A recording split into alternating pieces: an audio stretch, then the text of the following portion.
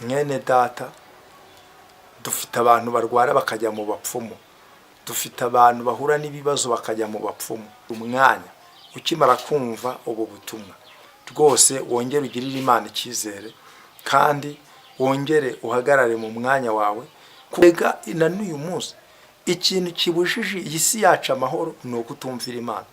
Ibyo rero ugasanga abantu bakomeje kubahuka Imana cyane birenze urugero. Turaburira abantu hakiri agahenge, hakiri amahirwe, abantu nibakizwe bave mu byo barimo.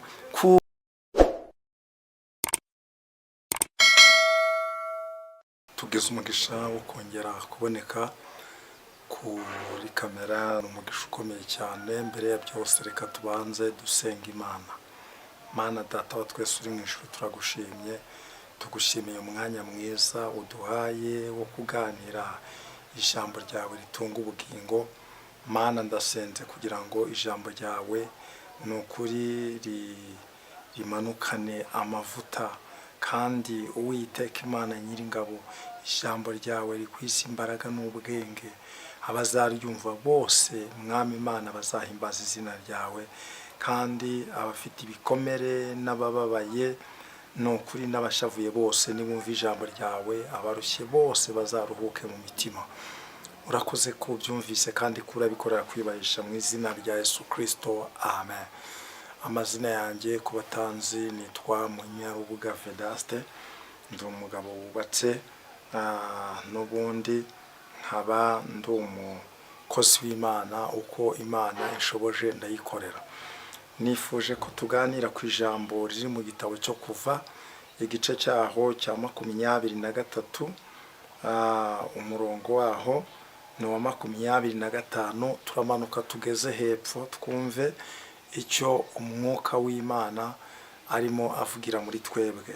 Kandi muzakorere Uwiteka Imana yanyu, nayo izaha umugisha umutsima wawe n'amazi yawe, kandi nzakura indwara hagati muri wowe mu gihugu cyawe. ntawe uzavanamo inda, ntawe uzagumbaha. Umubare w'iminsi yawe nzawusoza udakenyutse. Nzohereza igitinyiro cyanjye kikujya imbere, nirukane abantu uzageramo bose, nume ababisha bawe baguha ibitugu. Nzohereza amavubi akujya imbere, yirukane Abahivi n'Abanyakanani n'Abaheti imbere yawe. Imana itugirire neza cyane. Ni ukuvuga ngo muri iyi si abantu benshi hari ibintu n'ubundi bakunda, hakaba n'ibyo banga. Ariko mu bantu batuye iyi si, buri muntu wese aba aharanira kumva yagira umugisha ku musozi atuyeho, mu ikaritsiye atuyemo, mu mudugudu atuyemo. Umuntu wese aba yumva yaharanira kugira umugisha mu muryango avukamo, kugira ngo n'ubundi bimenyekane yuko ari umuntu ukomeye. Kuko nta muntu wemera kujya hasi. Burya n'urya hasi ni ukubura uko agira, ariko umuntu wese aba yumva yajya hejuru. Ariko ijambo ry'Imana riratubwiye ngo kandi muzakorere Uwiteka Imana yanyu, nayo izaha umugisha umutsima wawe n'amazi yawe, kandi nzakura indwara hagati muri wowe. Nta muntu n'umwe wifuza gukorera ubusa, ariko ijambo ry'Imana yatubwiye ngo muzakorere Uwiteka Imana yawe, ngo izaha umugisha umutsima wawe.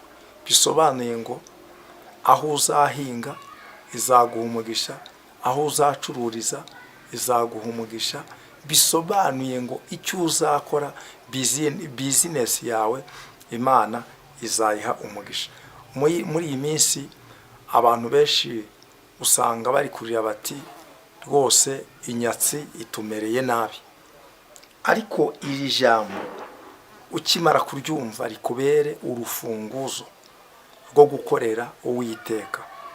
Iri jambo ukimara kuryumva rikubere urufunguzo rwo kubaha Imana.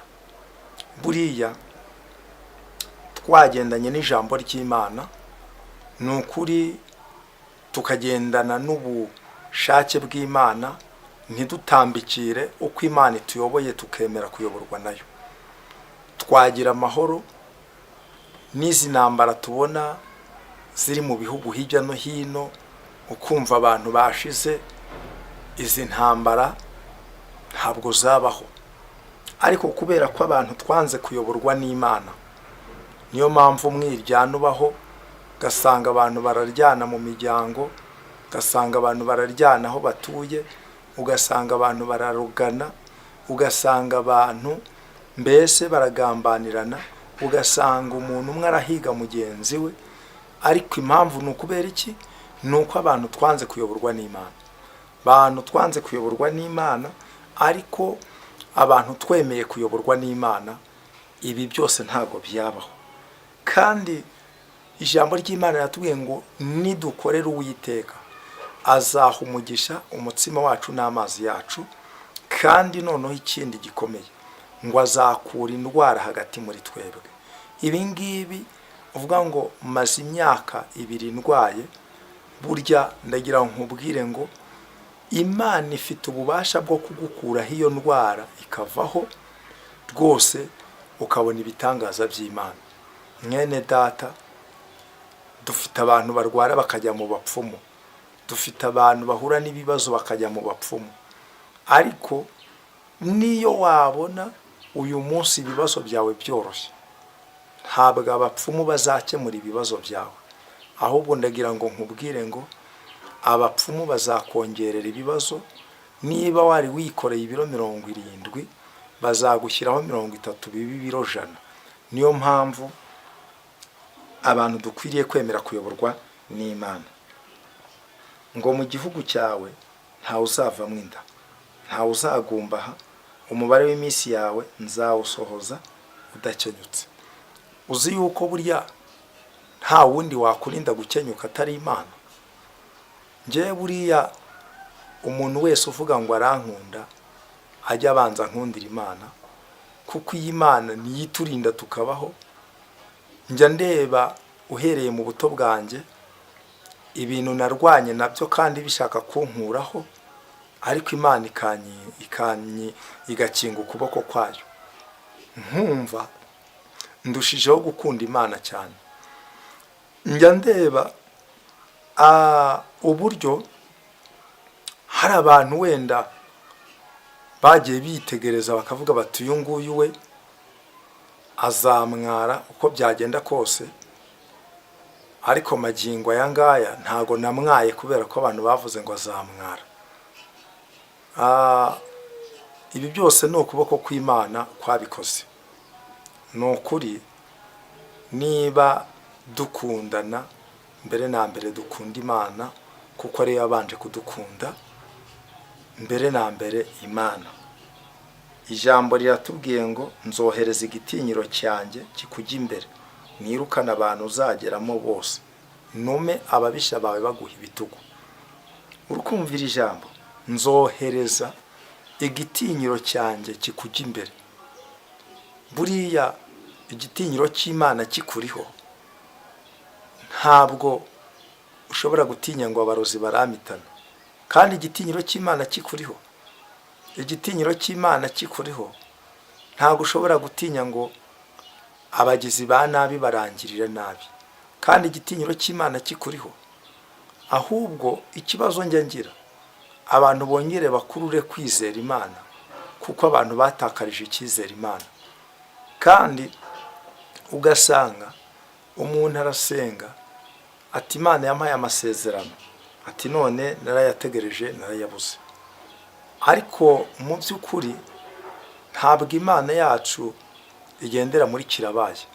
Niba Imana ikubwiye ngo nzaguha umugisha, icyo usabwa ni ukurindira kandi ukaba hafi y'Imana. Hari igihe uzasanga umuntu ari umusambanyi, umuntu ni umusinzi, ariko ugasanga ngo amasezerano arancumuza, kandi wareba ugasanga mu by'ukuri ni umunyabyaha utereye iyo ngiyo. Ariko tujye twigira ku bantu bahawe amasezerano mbere. Niba Bibiliya itubwira ko Yosefu yahawe amasezerano, ariko yamara guhabwa amasezerano bene se bakamwanga, bamara no kumwanga bakamugurisha ari muri Egiputa. Yagera muri Egiputa naho Satani akamugeragereza, akamutega umugore wari nyirabuja. Ariko mu by'ukuri twebwe ugasanga ntabwo dutinya icyaha ngo Imana yavuganye natwe. Hari ijambo nasomye mu rwandiko rwa Yakobo, ijambo rivuga ngo umuntu niyoshywa gukora ibibi ngo ye kubeshyera Imana ko ari imwoheje, kuko Imana idakora ibibi kandi ngo nta n'uwishobora kubyoheje. Muri iyi minsi abantu barakora ibyaha, abantu barakora ibibi, ariko ugasanga n'ubundi barakihagazeho. Ariko ndagira ngo nkubwire ngo niba ushaka umugisha w'Imana, ca bugufi wubaha Imana, Imana izasoza icyo yavuganye nawe. Naho ibintu bimeze nk'ibya nyamugijya nino, tugakubita hariya tukajya mu bya politike, tukajya mu by'Imana, tukajya mu by'isi, tukajya mu by'umwuka, tugakubita ibyiriya n'ibyiriya, twarangiza tukabeshyera Imana ngo iravuze itavuze, ngo yaduhaye amasezerano. Ibyo bintu rwose nta hantu byazageza umuntu. Niba dushaka umugisha w'Imana, njyewe maze igihe kinini nubaha Imana kandi nyikorera, ntabwo Imana ijya ibeshya. Amasezerano Imana yampaye najyaga mbona nta n'ahantu bizanyura, ariko iby'Imana yambwiye uyu munsi iragenda ibisoza nkabirebesha amaso, kuko nta jambo Imana ivuga ngo rihere. Reka rero kubeshyera Imana ngo Imana irabeshya, ntabwo Imana ibeshya. Icyakora wabeshywa n'abantu, abantu bakakubeshya, abantu bakakubeshya, ariko wibeshyera Imana ngo n'ubundi ngo Imana ngo yamaye amasezerano, ngo none ngo ntabwo yashohoje. Ijambo ryatubwiye ngo nzohereza igitinyiro cyanjye kikujya imbere, nirukana abantu uzageramo bose, numa ababisha bawe bose baguha ibitugu. Buriya iyo umuntu arwana, abantu barwana barebana, ariko umuntu abirindutse akaguha ibitugu, akakwerekeza ibitugu, naho yaba ari umunyembaraga karijana, ntabwo yagukubita, ntibishoboka. Niyo mpamvu ijambo ry'Imana rivuze ngo nzatuma ababisha bawe bose baguha ibitugu. Arega burya Imana izi ko n'ababisha bacu babaho, hatazagera umuntu ukubeshya. Umuntu yavuga ngo abanzi, ugasanga abantu baravuze batari ko abanzi, nta mukozi w'Imana ugira abanzi. Nta mukozi w'Imana ugira abanzi, sabuzwa n'iki? Ahubwo se umukozi w'Imana atagira abanzi, ninde wagira abanzi? Uzasome bari aba Yeremiya, ureba abanzi bagiye bagira, noneho bakagira n'abanzi b'abahanuzi ari bagenzi babo, bikagera naho bahanura bakajugunywa mu byobo birimo ibyondo. Uzarebe ba Mikaya, urebe noneho abanzi bagiye baragira, urebe ukuntu bagiye barahura n'ibibazo kandi ari abakozi b'Imana. Ni ukuvuga ngo icyakora icyo shimira Imana, iyo uri kumwe n'Imana nta kibasha kuguhangara. Bibiliya iratubwira ngo ubw'Imana iri mu ruhande rwacu, umubisha wacu ninde? Humura utuze urya uryame usinzire, ibitumye urara udasinzira ibyo ntacyo byagutwara. Bibiliya iratubwira ngo igiterabwoba cya nijoro ntikizakwegera, na mugiga irimbura igendera mu mwijima nta kizagutwara.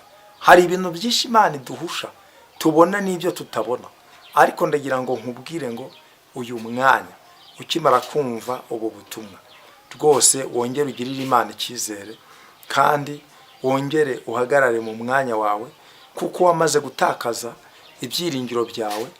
Uyu mwanya uravuga yuko uri gukorera Imana, ariko nawe ubwawe uzi yuko imbaraga z'Imana zakamutse muri wowe. Ijambo ry'Imana dukomeje gusoma ryatubwiye ngo nzohereza amavubi akujya imbere, yirukana abahivi n'abanyakanani n'abaheti imbere yawe. Aba bahivi n'abanyakanani n'abaheti, aba ni babanzi Imana igenda yirukana, bakavuga bati ntidushaka yuko azatera imbere, ariko ugatera imbere uri hagati muri bo. bakavuga ngo nidushaka ko azaheka, ariko ugaheka uri hagati yabo. Burya iba yabirukanye niyo wababona, kuko ijambo ry'Imana muri Yesaya 7:7 riratubwira ngo ariko imigambi yabo ntabwo izahama kandi ntabwo izasohora. Mwene data, uyu mwanya humura utuze, kuko Imana ivuganye nawe muri iri jambo, kuko nuyikorera iguhaye isezerano ry'uko izaha umugisha umutsima wawe n'amazi yawe. Mu yandi magambo, izaha umugisha ibyo ukora, kandi izakura indwara hagati muri wowe cyangwa se mu rugo rwawe. Izo ndwara zabamugaje, izo ndwara zituma n'ubundi mudasinzira, izo ndwara zibahoraho zababayeho akarande, Imana izazikura hagati muri mwebwe. Iyo dusomye igitabo cya Yobu, igice cyaho cya 36, hari icyo ijambo ry'Imana ritubwira hano ku murongo waho wa 11. Haranditse ngo nibayumvira bakayikorera, bazamara iminsi yabo baguwe neza, bazamara n'imyaka yabo mu byishimo. Ariko nibatumvira bazarimbuzwa inkota, kandi bazapfa ari nta bwenge bafite. Imana idufashe cyane. Noneho iri jambo hepfo gato ku murongo ukurikira akatubwira ngo kandi abatubaha Imana mu mitima yabo bibikira uburakari, iyo ibaboshye nibarushya batabaza bapfa bakenyutse, kandi ubugingo bwabo buherera mu banduye. Imana idufashe cyane. Ijambo riratubwiye ngo nibayumvira bagashyiraho kugira ute kuyikorera, ngo bazamara iminsi yabo baguwe neza. Erega na n'uyu munsi ikintu kibujije iyi si yacu amahoro ni ukutumvira Imana. Ariko turamutse twumviye Imana, twamara iminsi yacu tuguwe neza, ni ukuri twaryama tugasinzira. Ariko kubera ko kumvira Imana kubuze mwese, iyi si n'ubundi nta mahoro, kuko Bibiliya tubwira ngo nta mahoro y'abanyabyaha ni Uwiteka avuga. Njya nitegereza isi ya none nkakurura n'ibyabaye i Sodomu n'i Gomora, Imana ijya kuharimbura. Bari abantu b'i Sodomu n'i Gomora, icyaha basize ni icyaha cy'ubutinganyi. Ariko iyo ndebye sanga muri iki gihe cya none icyaha cy'ubutinganyi n'ubundi muri iyi minsi kirakorwa cyane. Nareba nkasanga hariho ibyaha bitagaragara hari i Sodomu n'i Gomora, ariko muri iyi minsi bikorwa. Abantu bararyamana n'amatungo, abantu barakora ibyaha biremereye cyane, umuntu akagenda akagura uburozi ngo yice mugenzi we. Ugasanga umuntu arimo ntiyifuriza mugenzi w'icyiza, yabona yateye imbere akamuhigira hasi kubura hejuru, kandi si uko ari icyo yamutwaye. Urumva ubugome buriho muri iyi minsi, cyangwa se bya biri gukorwa muri iyi minsi birenze urugero. Urajya kubona ubona abantu bari muri korari ariko ari abasambanyi, ubona abantu rwose barimo bararirimba, yewe n'ujya kubona ubone bari no kuzura mwuka, ubone bari gutitira nk'abantu bari kuzura umwuka wera, ariko bamwe batwite, abandi baraye basambanye, abandi ari abasinzi. Ibyo rero ugasanga abantu bakomeje kubahuka Imana cyane birenze urugero. Iyo dukora umurimo w'Imana, ndabizi dufite abantu baturwanya, batatwemera, batatwishimira, ariko nabo ntabwo tuzabura kubabwira, nimutihana muzarimbuka, kuko iteka ryose ubu butumwa tutambutsa tubwira abantu ngo nibihane. Nawe muri abo ngabo urimo, kuko magingo aya niba urabona umuntu aravuga ijambo ry'Imana, umuntu akavuga ubutumwa bwo kubwira abantu ngo bihane bave mu byaha, kuko uburakari bw'Imana n'ubundi bwibasiye abanyabyaha, ugatangira ukajya gutukana. Ntago bitinze, narabivuze. Imana yabwiye Ezekiyeli ngo wowe uzagenda ubabwire naho bakumva cyangwa nibumve, ariko niba zatinda kubibona ko umuhanuzi yari hagati muri bo. Imana rero ibaha umugisha, iri jambo ridutere kwegera Imana. Nk'uko tubisomye ngo nibayumvira bakayikorera, bazamara iminsi yabo baguwe neza, bazamara n'imyaka yabo bari mu byishimo. Ariko ngo nibatumvira bazarimbuzwa inkota. Inkota y'Uwiteka izarimbura benshi kubwo kutumvira Imana. Ubwo rero ariko turaburira abantu hakiri agahenge, hakiri amahirwe. abantu nibakizwe bave mu byo barimo, kuko nta mahoro y'abanyabyaha n'igihe wabikoreye nta cyiza wabiboneyemo. Rwose ndakugira inama ngo va mu bitagira umumaro wegera Imana, Imana iguhe umugisha mu izina rya Yesu. Uyu mwanya rero tugiye gusenga Imana, ariko ni ukuri Imana igenderera umutima wawe, kandi uyu mwanya ukimara kumva iyi mesaje ni ukuri nuhindukira Imana irakubabarira mu izina rya Yesu Kristo. Reka dusenge Imana. Ariko iri jambo ryatubwiye ngo kandi abo bantu batumvira Imana ngo iyi baboshye ngo ntibarushya batabaza, ahubwo bapfa bakenyutse, ngo n'ubugingo bwabo bugaherera mu banduye. Mwene data, Imana igenderera umutima wawe. Mana, turagushimiye mu izina rya Yesu. Uwiteka Mana Nyiringabo, ngushimiye umwanya mwiza uduhaye wo kugeza ku ijambo ryawe ku bantu bawe. Iri jambo rizagera ku bantu batandukanye, ariko ndasenze kugira ngo Uwiteka Mana Nyiringabo iri jambo rishoreze umwuka wawe wera, kandi abihana bazabe benshi. Kandi Nyiringabo Imana, ni ukuri gukora kwawe gukomeze kugaragarire bose, kandi Uwiteka Mwami, ari abaretse umurimo wawe, ari n'abagiye kure yawe, nibakugarukire ubagarukire. Wemere Mwami Imana, wemere nk'abana bawe. Byose mbigusabye nizeye mu izina rya Yesu Kristo, amen.